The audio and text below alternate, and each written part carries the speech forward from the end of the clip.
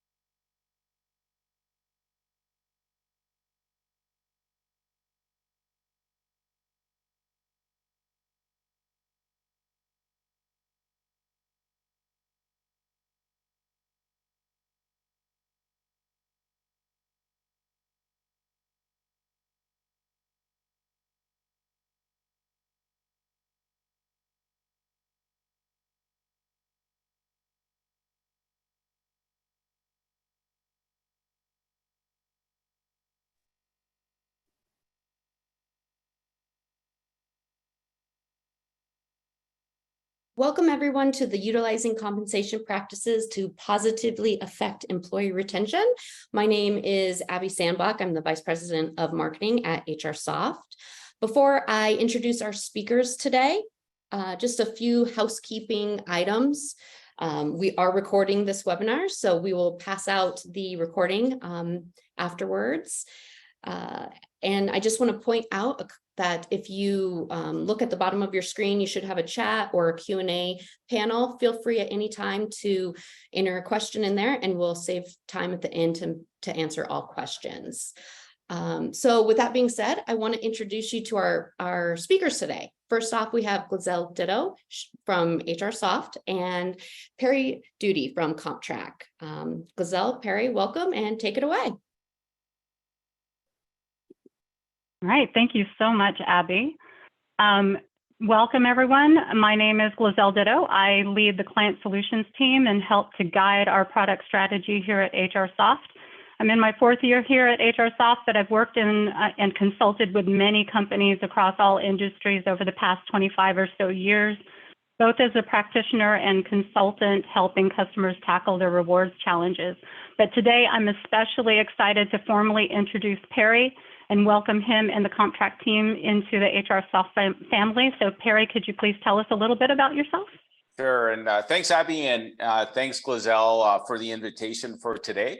My name is Perry Doody. I was the founding partner and president at CompTrak, and we recently were acquired and joined forces with HRSoft. So I'm very pleased to be doing this webcast today, and nothing beats talking compensation with other people who have a passion for compensation. So really looking forward to the conversation today. Thanks so much, Perry.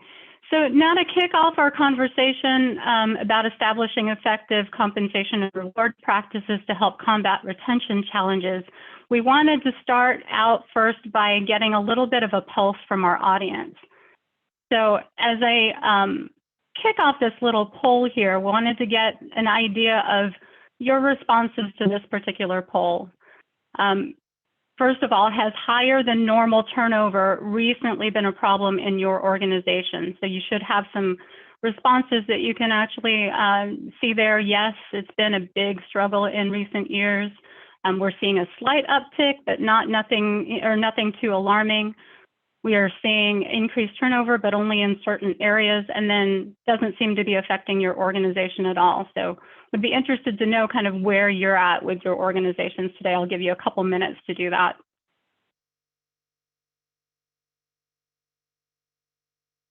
It's interesting, Glizcel, as you're talking, when I think of recent, and when I think of the word recent times, I often think pre-COVID, COVID, and post-COVID, in terms of like what's actually happened. So the amount of change and what people have had to deal with is pretty incredible.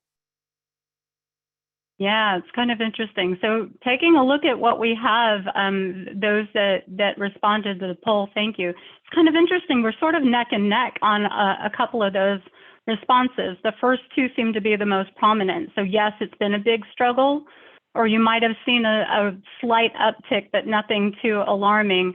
Right hand in hand with that, honestly, 18% on both of the last two responses. So it's interesting to see kind of where we are. And I feel like even just most recently, maybe that's been a little bit alleviated. We'll talk a little bit about some of the strategies that some companies have used to help to combat that. Now, with that in mind, I did want to share just a few statistics, just kind of thinking about the current state of our workforce. And we took a look at updating some of these, you know, we're 7 months into the year now, but even just looking at what the Bureau of Labor and Statistics is showing at this point, we're looking at job openings that have honestly decreased just over, this is looking at end of May numbers, so decreased to 9.8 million, while the quit levels seem to have increased to 4 million. It's about 2.6%, which is also a very interesting thing. Layoffs and discharges have actually remained even as of the last business day of May. So those are kind of month over month type of statistics, but then also noting that our workforce is still shrinking. There are people that are actually leaving the workforce for various reasons. The fourth or the third item on there, looking at that, the employees that are planning to find new employment. The thing that I'm finding interesting about this particular stat is that based on the different surveys that I've seen, it goes anywhere from 56% all the way up to a recent article I read that was 96%. And I think it, of course, kind of depends on what your workforce looks like, what specific areas or geos you're in, what specific industries you're in, but also the numbers seem to tend higher for millennials and Gen Z due to kind of lack of learning and growth opportunities. So we'll take a look at those too. Turnover is especially high, kind of hand in hand with that in the early career workers. So thinking about those people that are just kind of getting started and they're looking for exciting things to do, and you know, we got to keep them engaged. Time to hire also seems to have jumped to an average of about 41 days, but then those top candidates are generally in the market for only about 10 days on average. So those actually balancing those things out is very interesting too. But even those industries that are having kind of historically low turnover rates are starting to see double digits, or continuing to see double digits, I should say, because I think this has been going on for a little bit. Did you have anything else that you might want to add to that, Perry, just in terms of your specific experience too? No, I'm seeing kind of the same things, and it's just interesting in terms of you take this and then layer on some of the other things we're going to talk about, just in terms of the environment and the changing demographics and what people are looking from an employment experience. It's unlike anything I've seen in the last 25 years that I've been in comp, in terms of all the moving pieces. And, I was mentioning this before, is that when you look at some of these things and you model it out, you can kind of hold variables constant and kind of play with one or two, but there's like 6 or 8 variables that are constantly moving. And so it's going to really be interesting to see how things play out in the coming years. Yeah, definitely things are changing much faster than I'm used to as well. Yeah. So with that, I'm going to actually jump into our next poll question. Let me go ahead and kick this one off as well. And I'll let you go ahead and take this one away, Perry. Yeah, so what we are kind of interested in knowing is, of these choices, and it is, even though it is a single choice, I'm sure that many of you are challenged by many of these. But what we're hoping to get an idea of is between inflation, recruitment, retention. You can't hear the talk about AI and what that's going to mean to the workforce in innovation, the changing demographics, the work from home. It's interesting. Our company is predominantly a work from home. A lot of our clients who are work from home have gone to actually a hybrid model. And so that's changing. And it's going to be interesting. So I'm really interesting to see of the people on the call today, what they identify as their number one challenge. Yeah, perfect. We'll wait a couple more seconds. I can see some responses are still coming in. All right. Go ahead and end that and share those results. So again, pretty interesting findings. And to your point, we can only pick one. I imagine that many have been a challenge. But I am seeing that retention is definitely number one on the list, just in terms of percentage that are picking that as the one. I'm finding it interesting that right now innovation is sort of on the, it's basically on the low end of that scale. And I feel like we're really just getting started with that. Yeah. And it is interesting too, because if you're able to retain your employees, then recruitment becomes less of a concern. So these are somewhat related. And I would even think that the competition, if you will, now for people with changing rates, like base rates and what have you, probably also contribute to the retention issue. So really interesting. Yeah, absolutely. So this is a slide that certainly resonates with me, and I think of others when we talk about what is that new normal. And in the past, typically you only had to deal with one or two of these things. And what we're seeing now is all of these aspects coming into play. It's interesting. We when we joined HRSoft, we were able to share some of our values, and interestingly enough, we had values that overlapped. And one of those values was transparency. And so when we talk about transparency, I think it would be hard pressed to find anybody on this call who'd be against transparency, but putting it into practice and doing it properly takes some effort, and also has some implications if you don't do it right. So that is something that I know a lot of organizations are working on. Inflation. So I know the inflation statistics came out today, and I think we're down to an annual inflation rate of 3%. But you can imagine if you're going through your base pay review, let's call it 6 months ago, and inflation was at 7%. You have a bit of a dilemma. Like, how do you set your merit budgets? Do you set it at 7%, knowing that it's going to go down? So those are real issues in terms of how you budget, how you make decisions, what it means to your budgets going forward, and also how, employees today see the exact same inflation rates that we see on the news. So they also measure themselves against those things. And it's interesting. There was a few years where I worked in healthcare, and we used to always talk about the changing demographics, how the population is getting older, and what the implication of that is in terms of workforce, people retiring. One of the things we've seen in the healthcare industry is a lot of professionals taking early retirement. Well, that has an implication in terms of retention as well. And around all of this, companies still want to remain competitive.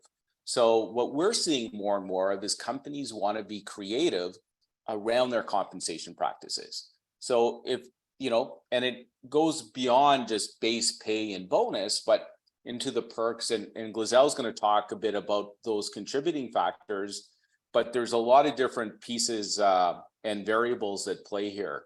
Glizcel, I know you and I talked a lot prior to this, but maybe you'd like to add as well to these elements. Oh, yeah, absolutely. So I think, again, this is actually going to allude to a lot of the content that we're going to be covering over the next half hour or so, just thinking about all the different effects that what that new normal is doing to the decisions that we're making in different organizations, what types of things we're focusing on. So we'll definitely dive into a lot of that as we proceed with this. Thanks for that. Yep. So I did want to start with kind of talking about what everybody's top of mind, competitive base salaries. So I feel like what's interesting to me, again, as a comp practitioner, this is kind of table stakes, I think. If you don't get this right, the other stuff kind of doesn't matter. But I think part of what we're challenged with is what is right. How do you gauge what is actually right? So thinking about that being a strong foundation for your compensation package, how are companies able to stay up to date with industry benchmarks? What does that really look like? Especially with highly skilled and in-demand professionals. I think people are struggling with, changing so quickly. The market is moving so fast because of this retention issue that we're having and difficulty with finding people to fill positions. But so finding those reliable sources of current salary benchmark data and what does current actually mean? I think also it goes into looking at potentially different ideas on how we do the reviews of that information and adjusting that. So to that end, I'm curious, Perry, do you see any changes, at least in your experience working with your customers in that year-end comp cycle practice? Are there things that are being affected by that? And are people changing the way they're looking at that? 100%. So what I would say is I even the way we talk about comp management, we will talk about in terms of the year end. But Right. What I've seen now more and more of is like in-year cycles where people want to adjust competitive base pay, like almost on the fly, even to a point where if you're involved in a project or you've had a success as an employee, why wait to year end? But I think the big contributing factor has been inflation, where and because of the shortage of workers and some of the competition, is that we see companies now running quarterly cycles or semi-annual cycles, Right. or having, really looking at that process as an ongoing all year round one. The other thing, what we've also seen is, and you're going to talk a little bit about this later on, it also goes beyond base pay, but that comes back to being able to articulate to your employees what that is, bonus, perks, benefits. And so I'm with you. I think base pay is table stakes, but what I would also say is that the work from home experience at least has proven out that there are things that are as important, like commute time, similar to base pay. But it's up to you, I think, as an employer to articulate those types of things. Yeah, and I totally agree with you. Our customers are also dealing with those same types of struggles, and I've definitely heard that there's more frequent reviews that might be happening. It might still be, in essence, considered focal reviews, but you're managing it 2 or 3 or 4 times a year instead. I've seen some companies move to like a mid-year market adjustment review, basically just looking at market adjustments and then leaving merit to be that annual cycle that you're working with the performance hand in hand. So some things around that. I've even seen the extreme, and I come from a retail environment in my practitioner days, of going to, anniversary date planning again and things like that. Again, especially with workforce that's changing all the time. I feel like some industries, of course, have not left that practice, but it becomes that much more of a process to manage. And that actually alludes to kind of my next question, thinking about base pay budgets. I know that I've seen some interesting stats in recent years. I think there's a few different reasons around that, but do you think that base pay budgets are actually reflecting the inflation rates that we're seeing, or, what is actually affecting those right now? So it's interesting. If you had said in the 10 years that I've been doing this, right, and what was the average base pay budget from a percentage perspective, I'd probably say 2%. Right, like that 2 to 3% would probably be the number, and I know that changes from jurisdiction to jurisdiction, But what I have seen is that that has certainly gone up, but I haven't seen anything close to the rate of inflation. That's Agreed. just the reality. But what I have seen, to your point, are some innovative practices where maybe it's a lump sum amount, like a bonus that doesn't affect your salary on a going forward basis, but does kind of compensate for some of these inflationary pressures, which requires, special types of, I'm going to call them comp types or comp arrangements. So those are the things and the innovative practices that I'm seeing. But I 2%, and certainly inflation hasn't been 2% over the last 2 years. Yeah, absolutely. And I think also one of the recent stats I read was that more companies percentage-wise are actually budgeting over 3%, in this coming year, as opposed to the last maybe couple of years. But I feel like there's a couple of reasons around that, right? There are some companies that kind of put a halt to increases for a period of time as the pandemic is starting, uncertainty around the business, so on and so forth. So there was a delay, I feel like, in a lot of companies in them even giving increases. And then once they decided to go ahead and start doing that again, they sort of had to play a little bit of a catch up. So I think the telltale sign will be what happens next year. Are the budgets going to remain, flat? Are we going to actually start to catch up with some of the inflationary issues that our employees are dealing with? I think your current year, and it's not an ongoing budgetary consideration as you're thinking about somebody's salary increasing. So again, different things that I think we can definitely keep in mind.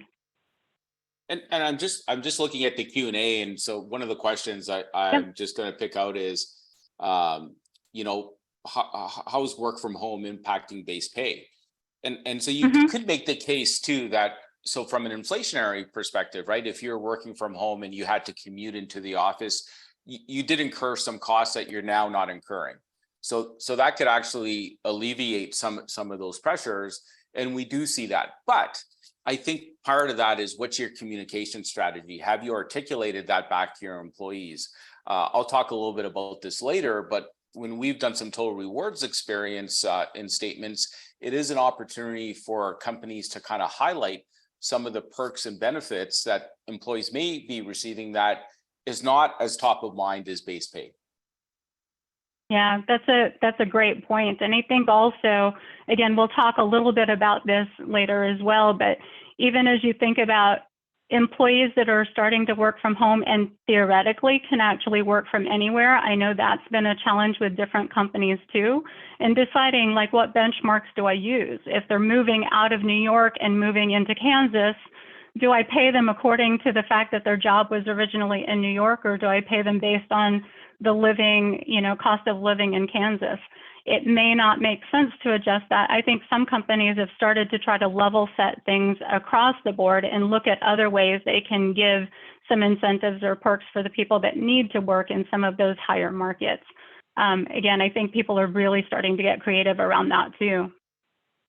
And it's interesting, I'm looking at one of the questions as well, and I think a good point is made, is that the way that we've done things in the past, and my kids always remind me of this, is not necessarily the way we're going to do them in the future. Like, things are changing. 100%. So, and I've learned years ago not to bring up the past, but things are changing. And I, one of the values I always like to talk about too is agility and that ability to move and adapt quickly to these markets, because if you can move quickly, you will have an advantage. Whereas if you're waiting to see, it can be a bit of a challenge. Yeah, totally agreed. So that actually alludes to kind of a little bit of the next topic, thinking about variable pay and performance incentives. And it's interesting here because it seems like a pretty high percentage of companies, organizations are offering some level of variable pay, but I think that picture is changing of what variable pay actually means for different companies, what different types of variable pay they're looking at. Definitely a larger increase over the past several years, 8 to 9% of an increase. But When I think about variable pay, that encompasses everything from short-term incentives, long-term incentives, thinking about different types of incentive programs, the different strategies. And this, again, is going to go a little bit hand in hand with some of the, I would say, what's considered sort of your employer brand. But you could have a variable pay program that kind of looks at, win together, lose together. Your strategy is really based on organizational metrics. Others that might have individual goal achievement and project completion. Skills are starting to be built into that as well. I think a lot of the companies that I work with are sort of looking at a hybrid approach between the two. But the other item that I'd like you to expand upon a little bit more is thinking about even the balance between long-term incentives and short-term incentives. I think we're seeing a little bit of an uptick of the use of long-term incentives, again, possibly due to budgetary constraints and whatnot in the current year, but with some optimism in what's going to happen in the coming years. But I'm curious from your point of view, what you're seeing in that area. Yeah, great point. And we saw this a couple of years ago, even before COVID had hit, where companies were rethinking how they used long-term incentives. And typically long-term incentives were held to a certain level in the organization. And what we started to see is more and more companies make it available at all levels of the organization. In fact, I've read about companies where you could almost pick if you want part of your variable pay directed to long-term incentives. So much more inclusive. The other thing we've seen too, in terms of like inflationary pressures, instead of giving dollar increases, giving employees a portion of their what would traditionally have been merit increases, equity or long-term incentives. And very creative. And one of the challenges, quite honestly, that we saw years ago was, well, administratively, that's really difficult to do. Like forget about all the spreadsheets that I'm managing, but now you're asking me to manage incentives that might go out 3, 5, 7 years in the future. Well, exactly. The management of it all has become more streamlined, and there's more platforms out there that can do that. So that actually opens up opportunity to be more inclusive and really rethink. I always look at variable pay and performance pay as being very strategic. It should kind of link back to what you're trying to do strategically, and it should cascade its way through the organization. So part of that is also taking a longer term view. Right? It's not just about the current year performance, but looking out a few years. So that is definitely a trend that we're seeing around. And the other trend is on variable pay is people want to know the details. I have the privilege of working with a lot of companies where every employee in the organization is on some sort of compensation plan. But come year end, they also want to know the details. So it's not, I don't think it's good enough to just say, here's your number. What was the calculation that went into that number? How was it actually derived? How did you impact the overall performance of the organization? And that gets me excited, because if I was an employee, I'd want to know the same. How was that actually calculated? And it really, I think it brings relevance, and I think it brings transparency to the compensation plans.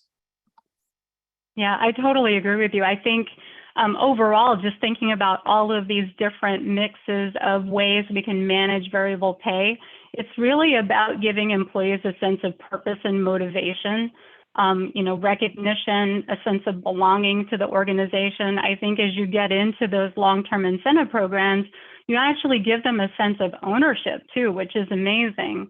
But all of that to say, it's still going to tie back to, I know we're going to circle back on this, that notion of how well do you communicate that to employees, the value of these incentive programs that you're getting. And to your point, getting into the details of what my contribution is, I think it goes above and beyond, performance-based, or we always say pay for performance. I think it's actually beyond that. It's what's your contribution, monetary or not. I feel like every job has some contribution to the organization, and understanding how important that is. I also think that what I've also seen is like highly competitive organizations in particular are starting to look at maybe measuring some of these things more frequently, looking at paid incentives that happen more often as well to continue motivation. So on the flip side, for certain segments of the workforce. It might make sense to look at quarterly awards based on quarterly achievements, and you have those short wins that you have throughout the year. I feel like part of that might be a little bit generational. Again, you know, what's my long term, what's my short game?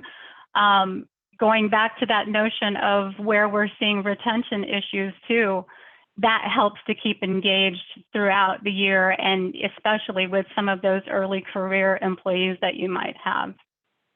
And it's interesting too, like and probably no different than your experience, Glizcel, but if you get into an organization, they don't have one comp plan.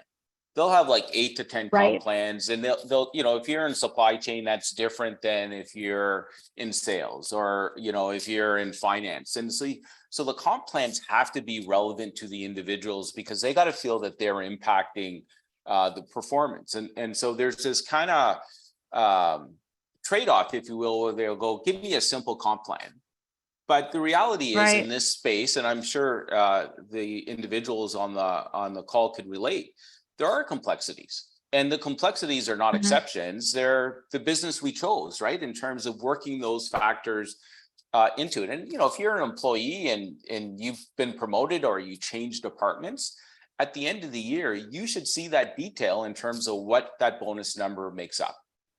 That's what I would expect. Yeah. Like, it's not good enough to say, no, like, trust me, we've accounted for this. No, like, you gotta have a system in place that can actually track those movements. And then, because at the end of it, that letter or that experience is important to the employee. And the other opportunity, I think too, and I'm starting to see some companies ask about this, is how can we give a mid-year update on our annual plans? Let's show where employees may be.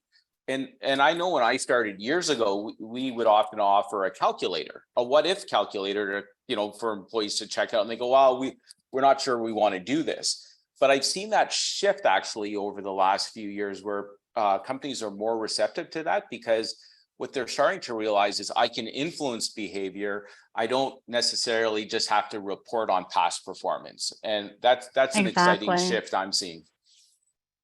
Yeah, I would agree with that. And I think you touched on this other aspect as well. It's a little bit also about empowering employees and giving them some choice in the matter. You know, if I'm thinking of even looking at mid-year performance and I'm considering potentially switching to a different job and that type of thing, or even on the other extreme, some companies that are starting to allow their employees to actually have a choice in how their variable comp is paid.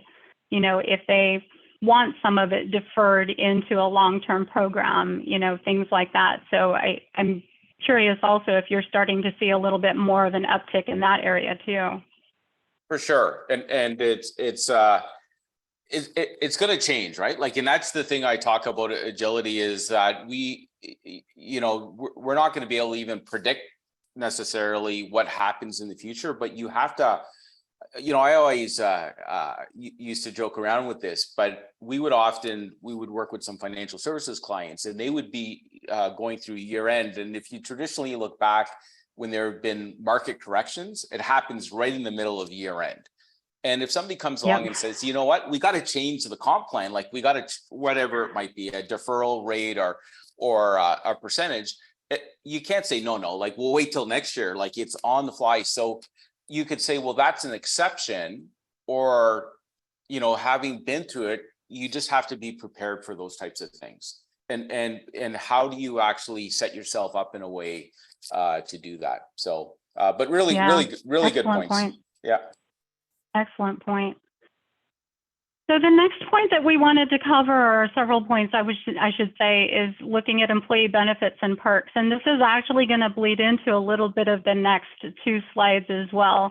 But just touching on employee benefits and perks, I think about, again, it's not going to be one size fits all. You got to cater to the company's demographic, whatever your specific workforce looks like, whether it be different generations, different fields of work within a particular company. Going back to your example, you know, am I somebody out in the field versus somebody in finance? Am I a salesperson versus somebody in HR?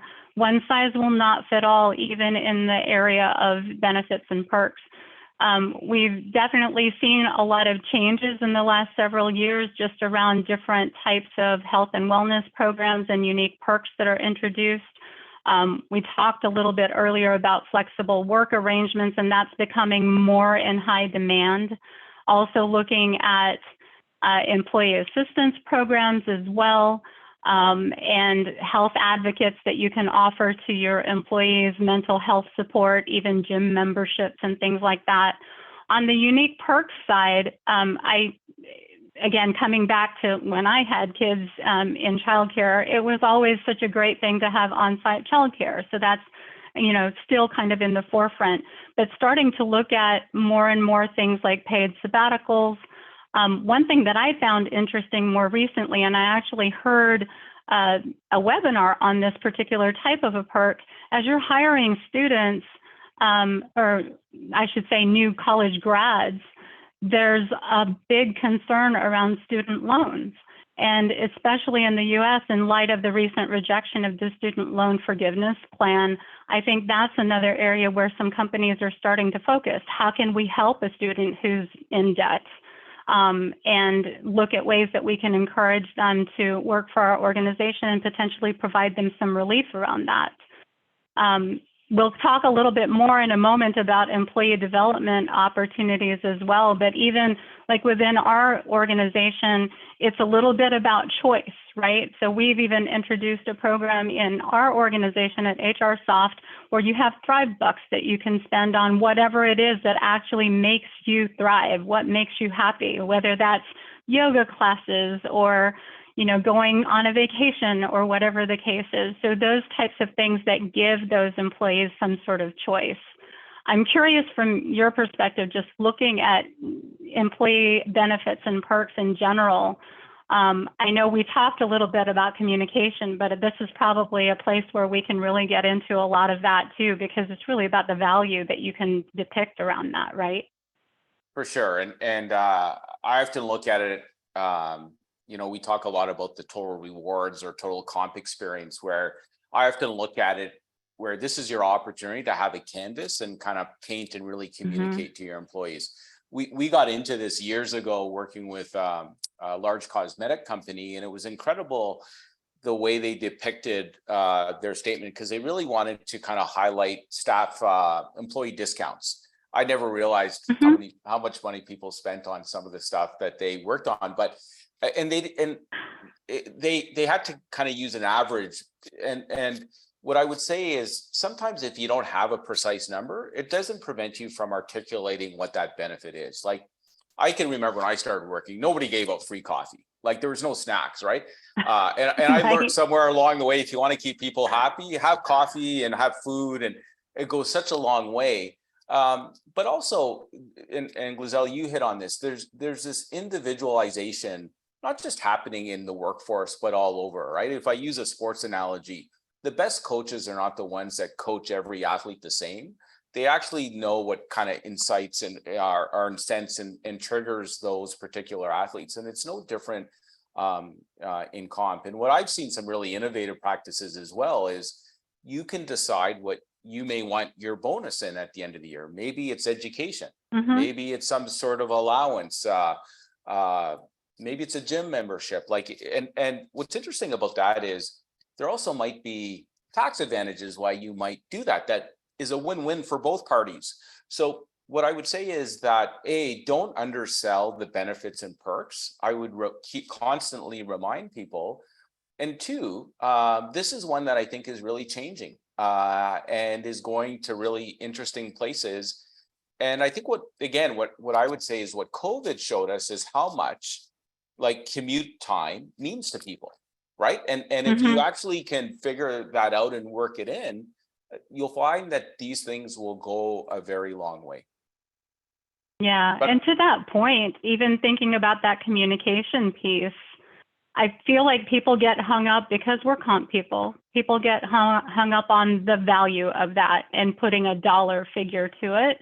I feel like sometimes you can't put a dollar figure to it, but just communicating that and having that transparency to show all these things that we're offering you as an employee, whether you actually are able to attach a dollar to it or not, I don't think is as important as the fact that these do hold some intrinsic value to you. And a picture, what's nice about an experience is a picture can, is worth 1,000 words, right? Like it can tell a story, and today's technology, you can have different pictures for different employee groups and make it really relevant and very meaningful to them. So exactly, I agree. Like communication, great point at the end, is key. Excellent. Trying to keep an eye on time, definitely want to get through all the content, but as I look at this next area, again, these, as I mentioned, these last few kind of touch on each other a little bit. But looking at work-life balance, and I've heard of this referred to in many different ways. I feel like work-life balance is sort of a little bit of a cliche these days, but I like the terms work-life integration or work-life harmony. It's also a third of those that were surveyed think that this is one of the most effective ways in retaining employees. I feel like it bleeds into a lot of the other areas that we've talked about, but definitely has become a significant concern post-pandemic. So looking at, again, remote work, flexible schedules, becoming more of a norm, looking at flexible work arrangements, hybrid options, variations on paid time off programs, some companies that have started to go to unlimited time off as well, and how that actually affects your organization. But I think really the key is understanding the importance of maintaining healthy integration between your work and your regular life. And especially as we're thinking about so many more people starting to need to work from home. I mean, personally, I've been doing, working from home for quite a long time, but it is an adjustment to be able to, whether it means you got to shut off your work because your family is intervening in some of your time as you're working, people are walking in and out of the room as you're in a meeting and things like that, and having to attend to things that are going on in the household. I'm curious from your perspective, are you starting to see some shifts in how people are actually managing this, or are you noticing, especially from a total rewards perspective, that we're starting to put more emphasis on communicating these types of things as well? 100% that the needle has been moved in this area, right? And I just even think of, go on LinkedIn and see what people are posting about. Years ago, no one posted about mental health, right? And so people are more comfortable in terms of mental health. There was,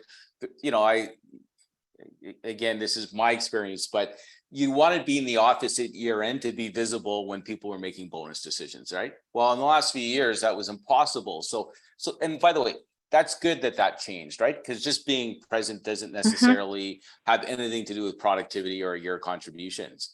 But I see a lot of really innovative practices. And this is one where I think it's a good idea at some point, if you don't do, like, ask your workforce what they would like to see. And because I always find that there's some innovative and creative ideas out there. And a lot of times they align to your culture, and it becomes a win-win situation. And I was telling Glizcel earlier, I got a call from somebody about offering like breathing classes, right? Like, and it's kind of interesting, which, by the way, no one really teaches you how to breathe properly, or if you find yourself in a situation to kind of calm things down, right? And so those are learning opportunities that I think people would value from, and it's a win-win, right? But just the idea that, if I think of 10 years ago and bringing that idea to somebody, you probably wouldn't get too far. Whereas today, and rightfully so, there's a much more openness to, okay, what is happening? Like more, I see companies taking like a half a Friday afternoon off, or shutting down for one day and recharging. Well, you know what, when more companies are doing it, it becomes more acceptable, and it just kind of contributes to the idea that this is acceptable. And I believe this is extremely important, because if you want to be productive and you want to be your best at work, that balance goes a long way to contributing to that. And I know it's easier said than done, but when you have leaders out there and your executive team talking about it and doing it themselves, that goes a long way to actually reaching that goal. 100%. It's interesting. You mentioned the breathing exercises and whatnot, and just like learning to take that breath. we even had gone into a period of time when we were starting to do or offer, mindfulness meditation, like as a team, things that we can sign up for.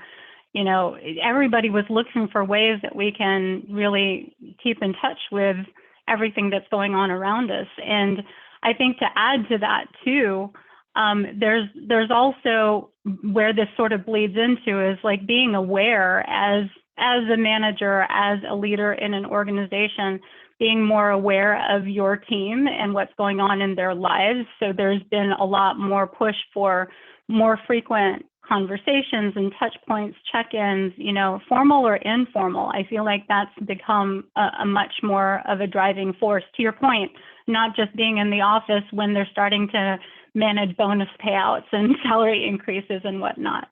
Yeah. But having to do that in these hybrid environments where it's not necessarily the fact that you've stepped into a physical office, it's having that awareness outside of that. I also think too, and it's, sometimes these things are tricky, right? When they first happen and, and you're not sure, and, are you crossing a line and not sure? What I would always say, and I find this very helpful, is reach out to your colleagues, right? And understand what they're doing and their experience with it has been. And I was on a call just prior to this, and I was sharing an idea. It wasn't my idea. It was something that I took, learned from another organization. But that goes a long way, because my suspicion is that if you're thinking of something and you're not sure, there's probably somebody else out there that is kind of going through the same or has gone through it, and you can learn so much from their experience.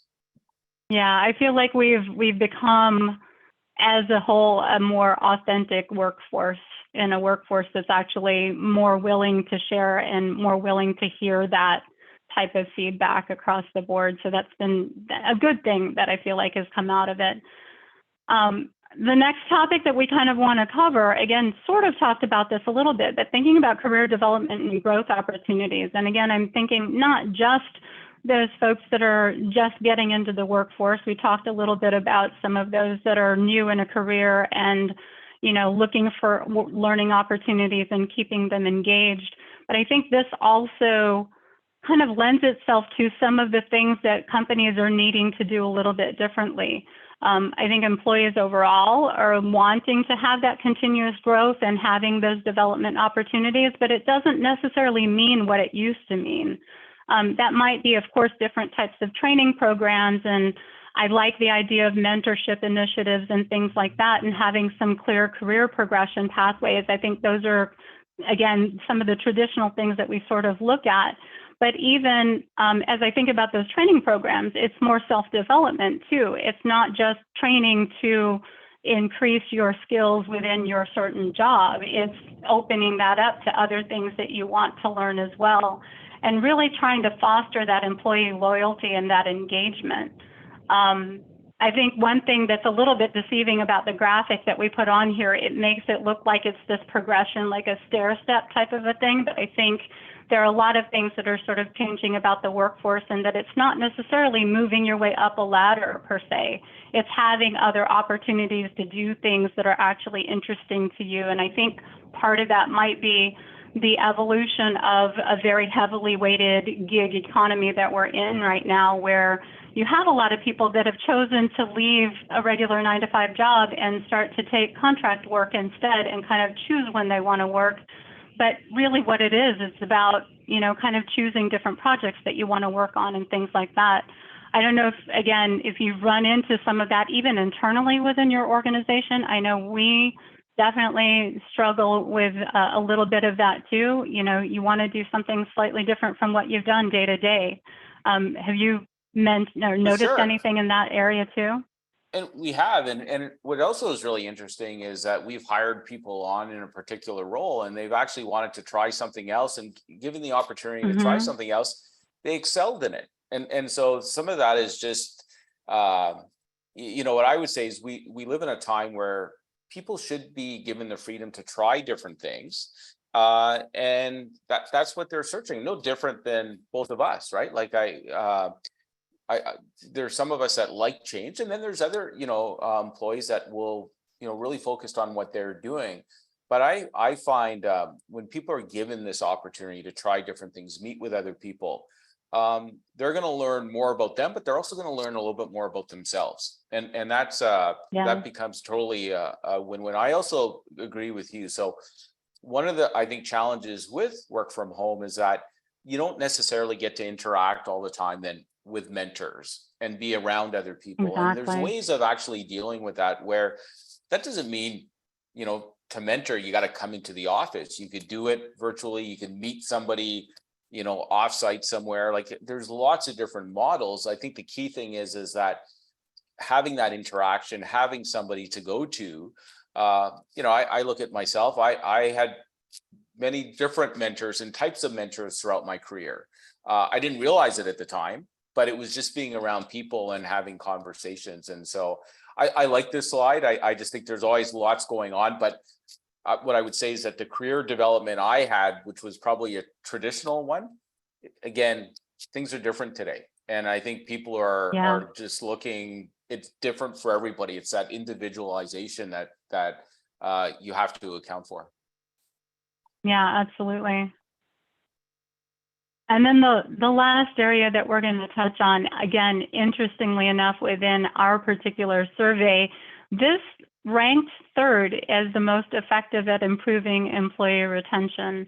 I think kind of it's probably a little bit higher, but thinking about this as being recognition and appreciation, being more than just a formal program, but even informal. I know internally within our organization, again, we've introduced things like employee spotlights, having peer-to-peer platforms that can help you with managing, you know, just the idea of being able to give somebody a high five or kudos, and recognizing their work in that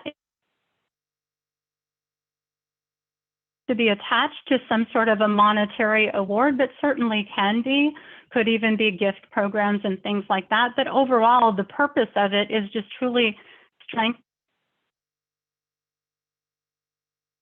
some sort of a culture of gratitude, which I think goes a long way in the way they manage their work day to day. And it sort of ties all of that together. I think you at CompTrak have also introduced some kind of programs around this as well. And I'm sure you're hearing some of your customers do things as well in their areas. So one of my things I love to do is we go into a platform where employees get to recognize other employees. And so our head of operations, Tiffany Crawford, implemented it.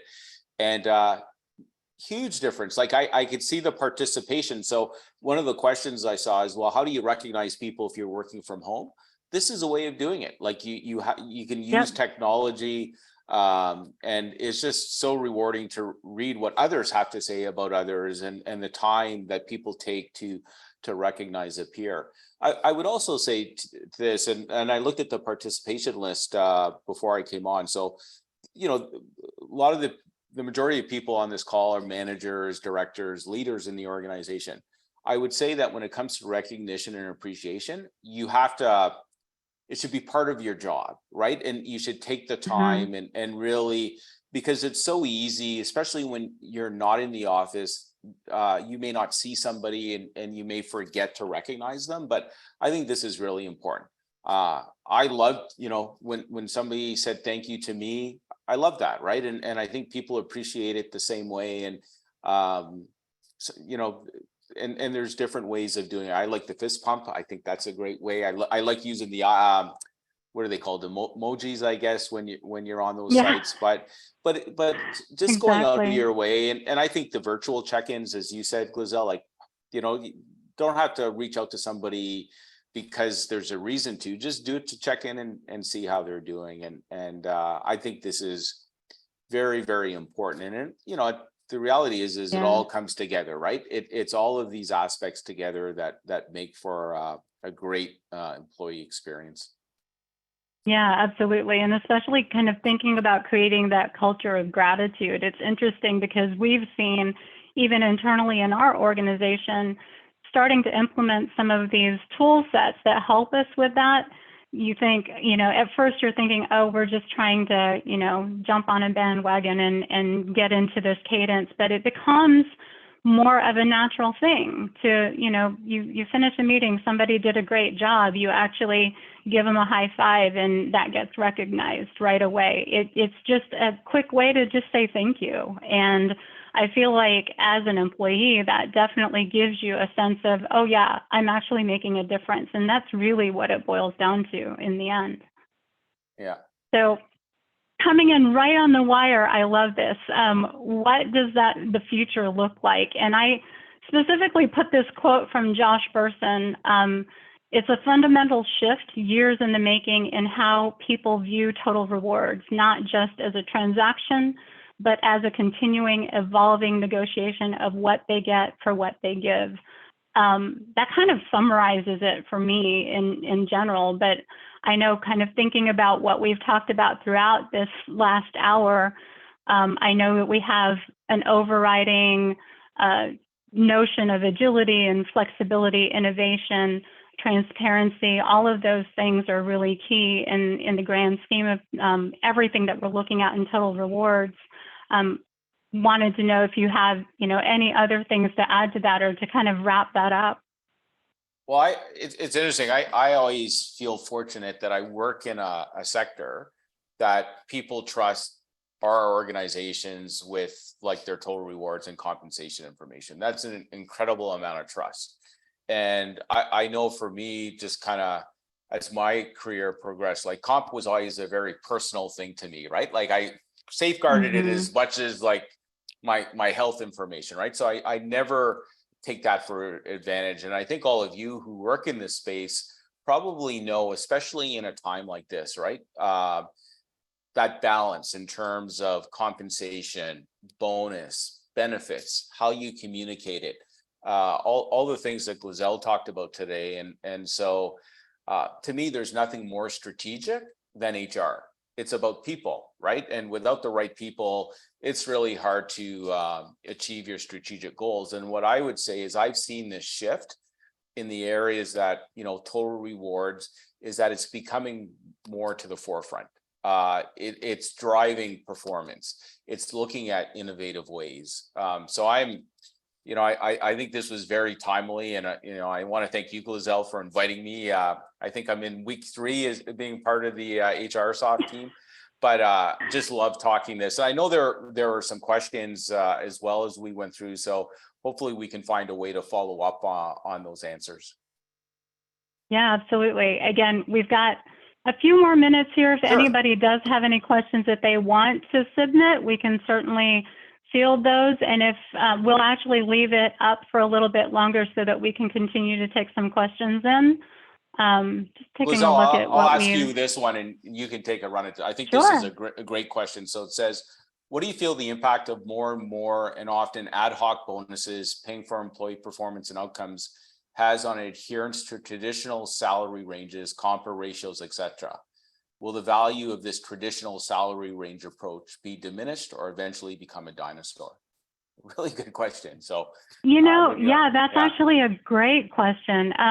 I think there's a couple of things to consider there. Again, we talked a little bit about the struggle that we have with benchmark information. I think there's going to be some evolution around how we're looking at benchmarks.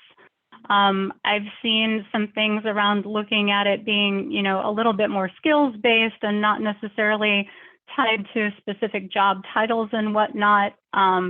Also looking at, again, with either the nature of where people are working and what types of benchmarks we're looking at. I think that's definitely evolving and will continue to evolve. I don't think it necessarily will make it go away.